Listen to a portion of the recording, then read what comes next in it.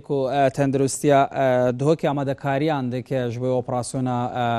کۆنتڕۆڵکردنا مووسڵێ و هەروەها ژێڕووی ساخلەمی و تەندروستی و ئامادەکاریان دەکە دڵشاد ئەو ئامادەکاری گانە کو دەرێ بله شوان وکو دیار کو گلک آستان دا برهوی و آماده کاری ده نیکرم هم بو گل دم رزگار کردن باجاری موصل دیسان دیف پروسس رزگار کردن باجاری موصل ده او برهوی ده نیکرم به تایبتی ده عالیه ورگرتن پنابران دال پارزگی هادو که جوان جی دوباره ساخلمی دا برهوی و آماده کاری ده نیکرن نها دکتر نزار عصمت رهبری گشتی ساخلمی دهو که لجمع ام جزار دوی بزانین کو وکو ساخلمی دهو که او برهوی و آماده کاری تاتی نکردن چنه دکتر دنباش او برهوی تاتی نکردن جبال ساخلم یا دهو کی و چبوینه جبو پروسس رزگار کردن باجاری موصل دیف پروسس رزگار کردن و یجی دماکو اولت دهن وکو ساخلمی چه برهوی هوا کردینه زور سپاس باوین برس وکی هوا آماجه بکری چندین دزگهن یت میری و یت رخراون جواکی مدنی همی کار کردن بهنده کو دم پروسس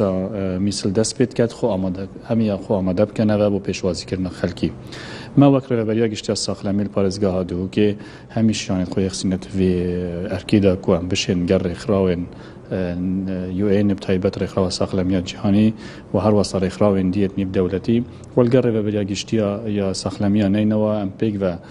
پلانه که داره جین و او پلانه بو هنده بیتن بشین یکم جار پیشوازی الوی خلکی بکینه و خالت پیشوازی همونو ویری خدمت ساخلمی پیشکش بکین پاشی تیمن گرو چکین نفتیمت گرو لیفام بچن او جدلی آکن جیبنه و ویری جی چاره سریعان بین کردن و هر وسط او کمپیتن درست کردن ویری جی بنگه تندرستی بو بین درست کردن ویری چاره سریع نخوشا بیت کردن تیمن دیت هین بو نهلانا نخوشی و خو پاراستن او جی دل نخوشیت وگر گرهنو دزیکا دست نشان کنون چاره سر کنن هر وسط جی او جی درت کود بنا سبب وان نخوشی جی د کنترل کنون نه علم تایبات نخوشی شللا زاروکا یا سورکا اف نخوشیت نه وگرتن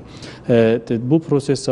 مثل وکی هر جارجی رهبری گشتی ساخلمی د پشتوانیا پشمرگا کتن و دلگل پشمرگا جی بیت و هنده کو بشتن دگل دمل بمل بریندارا چاره سر بکت و بریندارا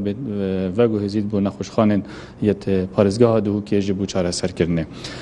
او خلکی می آواره یکو پی تی وی بیتن بیت و گوهستن بو نخوشخانه دو نخوشخانه هاتن دست نشان کردن بو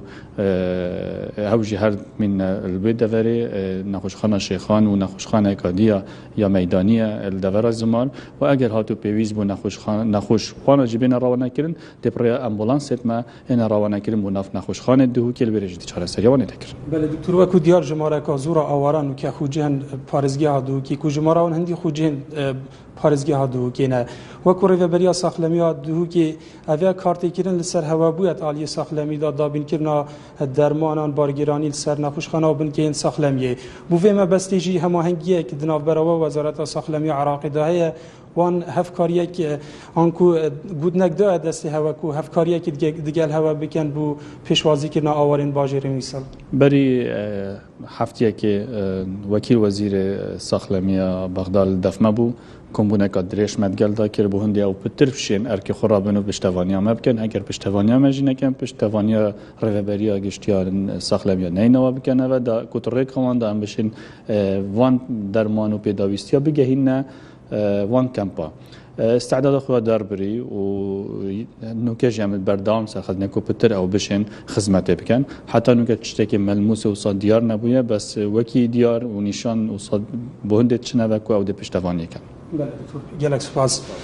بله شوان اوه گودنین رهبری گشتی ساخلمی پارزگاه دو که بنو دوروان آماده کاری و برهوین جبو دم رزگار کردن باجاری میسل و دیفتا پروسس پشتی رزگار کردن باجاری میسل اوه دم که دا کود گلک آلیان دا برهوی دهینه کردن جالی خو و اداره پارزگاه دو که لسر آستین جدا دا آماده کاری کردن جوانا برد کاروبار مروایتی سر به پارزگاه دو که و 5 کمپین بریار درست کردن 5 کمپان بو آوارهان دایه که دو جوانا دست بچیکرنوان هاتیه کرن و سی کمپین دنجی بریارا درست کرنی بو هاتیه لحتا نها جهه چیکرنوان هاتیه دست نشان کرن اوه و دیگل هنده دا که هم ریوبریا ساخلمیا پارزگاه ها دو که دیسان آلین امنی و گشت بوار و ریوبرین که سر به سنور پارزگاه ها دو که دبر هفی و آماده کاریان دانه جبو دم رزگار کرنا باجاری میسلو ورگرتنا آواریان دلشاد هیمال دهو که سپاس بود